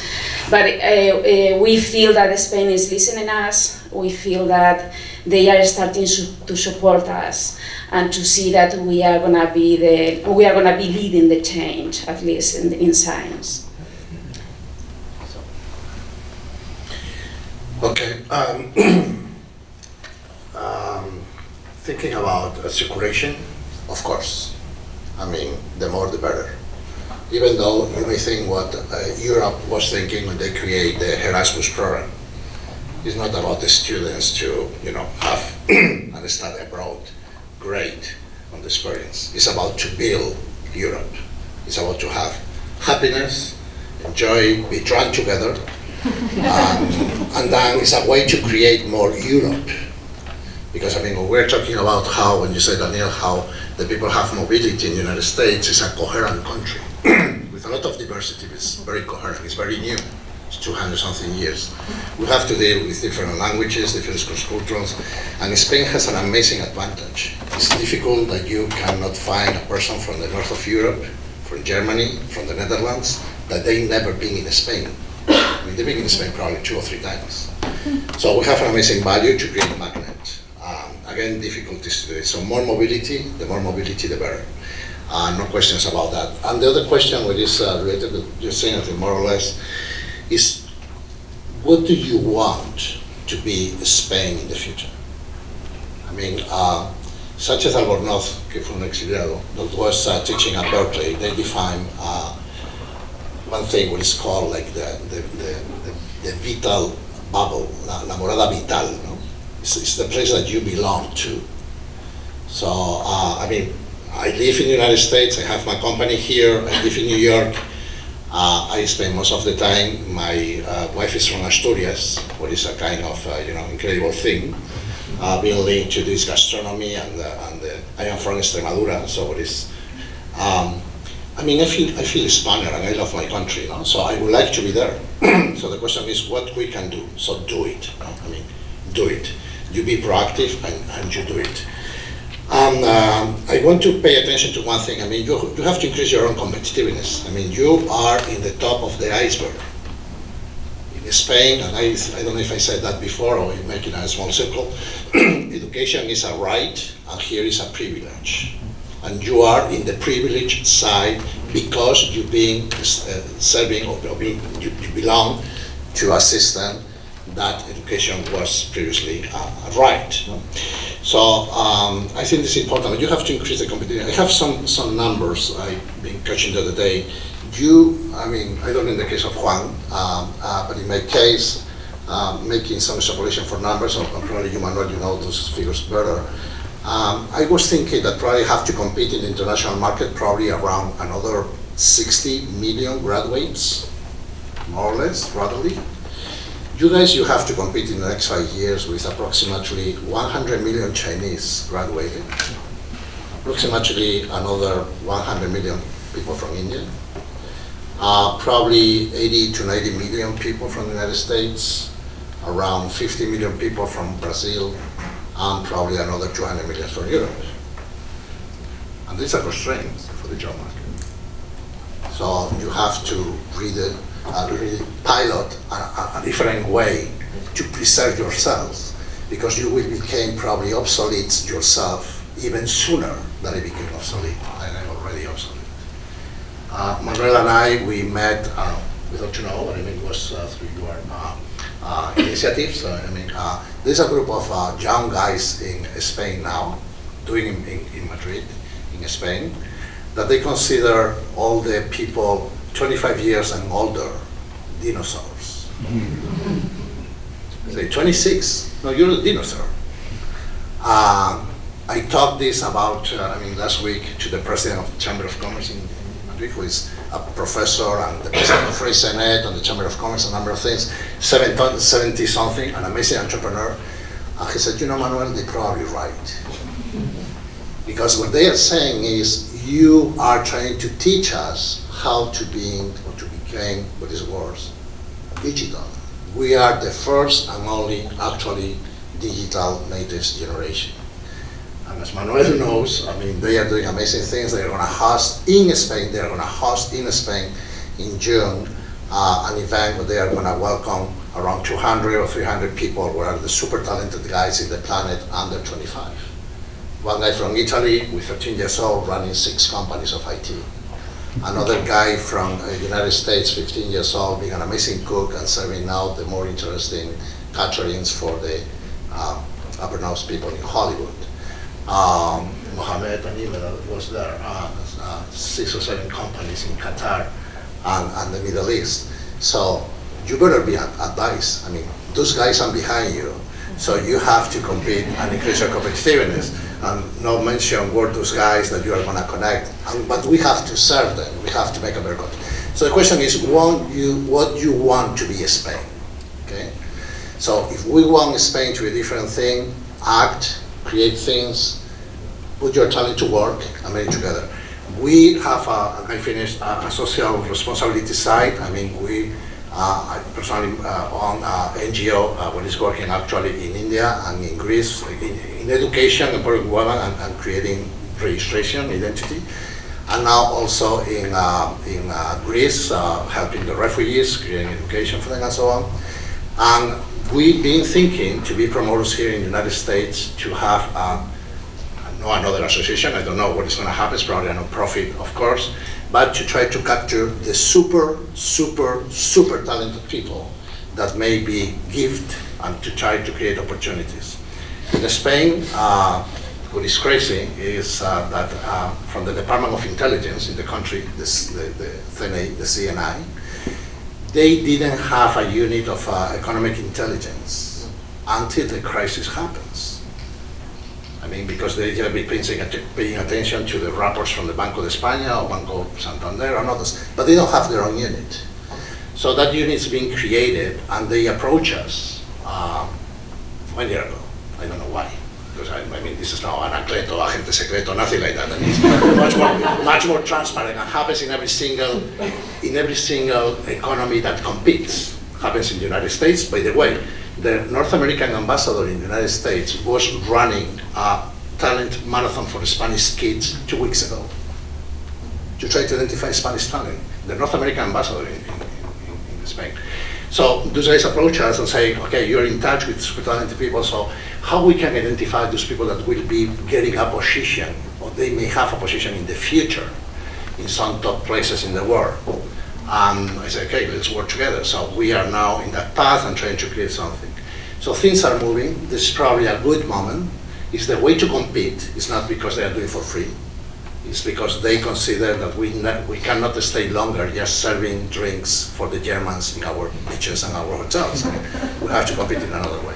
So it's a good time, work together, but create initiatives. Do benchmarking. Copy the best that those guys are doing here. There's entrepreneurship, venture capitalists, these kind of things. And let's create value in Spain or give part of the value to Spain. Spain represents an amazing headed bridge for the Latin American market because the language. Juan mentioned one thing, what we believe. One of our best capital is the language, and we are losing momentum here I mean, the language in Spain, the Spanish language in the United States is in the hands of the Mexicans and the Argentinians because they are the prescribers, and try to benefit Spain from those kind of initiatives. And we will be delighted to help. One quick comment. I've also interacted with the people from the CNI. It's a small office. And there's no 6 of them. Yeah, it's a small office. And I actually, so one of the things I asked them is do you follow the work that the National Intelligence Council does in the US that does forecasting, right? They do Global Trends 2030. Do you follow the DCDC in the UK? Do you follow what the Office of the Prime Minister of Singapore does with forecasting? And they weren't following those sorts of things. So it's small things, but they're willing to listen. So it goes back to the case of what do we do for the country, and we're now in touch with them. And you just forward to them information about how these people work. So most of the documents of the NIC, for example, are open, so they can download it automatically in 5 seconds, 2 emails. That's a source of information that I've had access to here. It's by default you work with these people, and in Spain they weren't on the radar. Right? Apparently you're nobody until they pay you in an envelope in cash, though. So I'm definitely not on that list. So no, they're not. I'm for it, but I'll send the message, please. ¿Puedo? Final remarks. Bueno, pues si son final remarks, las digo. Yo creo que es importante, muy importante, se han hecho 3 o 4 preguntas muy interesantes, Carlos, Fernando, tú y vosotras. Vosotras habéis hecho comentarios, ellos han hecho más en la dirección de preguntas y ofrecer, y vosotros os habéis ofrecido. Yo creo que es muy importante entrar en una situación en la que vosotros os sentís concienciados de que sois la proa de un barco. Sois la proa de un barco que tiene que romper hielos. La Universidad Española está hecha unos zorros.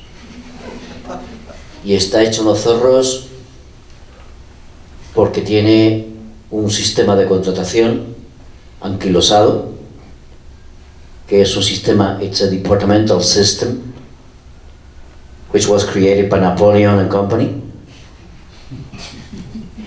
And it's stagnated. First I said stancated, closed, then stagnated, rotting, and it's fully endogamic. So that's the first thing that you need to go against, to change it. The way to change that is to take away the privileges of being a funcionario, something which was also invented by Monsieur Napoleon. So, the problems that afflict the world now are transdisciplinary. They're not even multidisciplinary, they're transdisciplinary. Food, health, the revolutions that are taking place as we speak here in terms of health, food, weather in the planet and so on. There are people working on those things. So that is the kind of work, or the kind of, those are the kind of viewpoints that you can bring to Spain. Transdisciplinary work on problems that afflict the planet. Spain is nothing. It's the size of Texas. Tiene la lengua de Cervantes. But it's the size of Texas. So bring those problems to Spain, working in those problems which interest to the rest of the world. And make sure that they are known. You may even come into a Microsoft advertisement for the cloud. You know what I'm talking about? Real Madrid? In the cloud, in the Microsoft advertisement. So the onus is on you to bring those problems to be solved in Spain with Spanish talent. Believe me that I have a flavor in science which is very unique. My flavor in science is extremely unique. And it's a flavor that projects where I was born, where I grew, and who I mixed with, believe me. It's amazing. I mean, I say, oh shit, I didn't know this. So you have your own flavors. Bring those flavors to the table. Try and get in touch with the Spanish industry. Industry and academia have to go together. If they don't, it's no good. And get rid of the posiciones permanentes, which are funcionarios. Get into contratos indefinidos. You need to get Spanish universities to have contratos indefinidos, not funcionarios. I am a funcionario, in excedencia. In excedencia. Okay? I am paid by this house. Okay? But I am a funcionario and I could come back if I wanted to. That's not right. Okay? So those are changes that need to be done and should be done. So what can you do? Bring new problems to Spain, but the solution to take place in Spain. Who to? Spanish industry. You have a great airline. Tell them about things they could do. Seek them out. You have great oil not really oil, but energy companies. Tell them, Iberdrola, Repsol, tell them, go and be proactive. Offer your services. Hello? Offer your services. Okay? Don't be shy. Be sure of yourself and get the system to behave. Change from funcionarios, which is antiquated, to other things. And pay your social security. I'm serious when I say pay your social security. You have to be caritativo with those who have less. Very important. Don't lose sight of that either. Those who have less have the same rights you do. That's it. Thank you.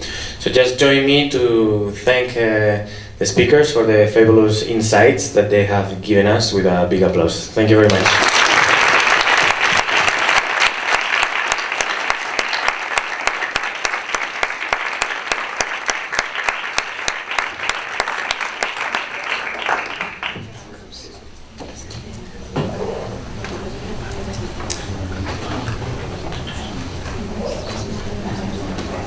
So, well, thank you to the panel. Thank you everyone for having come. Thank you also for being grateful with us. We also wanted to be grateful with the RCC. Actually, it was going to be Jose Manuel Martinez Sierra, director of the RCC, who was going to make the final remarks for the event. But he had some personal issues and he's in Spain at the moment, so he couldn't be here. But we wanted to take also the opportunity for thanking the RCC for all the financial and emotional support that they brought into the constitution of this association. And yeah, without further ado, like few final thoughts. The first one is yes, we should get together, and this was a fantastic first opportunity. It took some time that it happened, but now that it has happened, we should keep it alive. And I'm very glad that there are so complementary interests among many people in the room. So we should take profit of that, and we will. I also want to thank everybody in the organization side that this is a one-day event. It was pretty intense, but also it always takes time to put these things together. So I want to thank, of course, Pablo, Borja, Carmen, Leire, Alejandro. I want to thank Elvis and all the rest that has made this little event possible. And for sure also our speakers that made an effort, most of them to come here and to talk with us and have a conversation with us. So thank you all. The last component of this event is we have a little cocktail with some Spanish surprises right there that you probably all miss. The word jamón serrano has appeared, I believe, in all the panels at least a couple of times. So I have to say that we don't have jamón. I'm really sorry, because I know, but we have some other good things that we can make here, such as tortilla, gazpacho, and so on. So yeah. one last thing also that I was thinking about as part of this interest in all these different associations to be clustered in just one thing. We thought that maybe one first exercise is something that we've been trying to put on in the foreground, but I just wanted to make it very explicit again.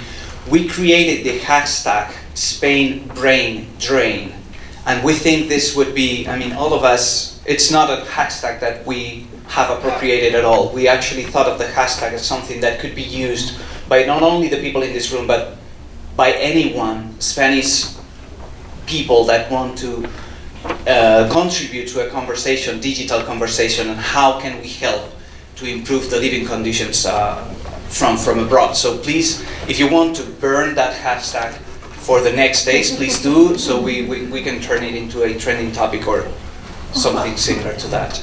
Cool. So cocktail is in the same room 124 where we were having lunch. And one last thing, before going for a nice gazpacho, we would like to have a picture with all of you as a kind of physical proof of this clustering happening. So why don't you guys join us in the courtyard that is in that direction? We will lead you there, so we'll have a picture and then enjoy some wine, some gazpacho, some tortilla. I just want to encourage you to write a paper or publications with all these, comments, discussion, thoughts, because it has been very, very interesting. We will. Thank you so much. Thank you everyone, and see you at least, por lo menos, como tarde, dentro de un año. Okay?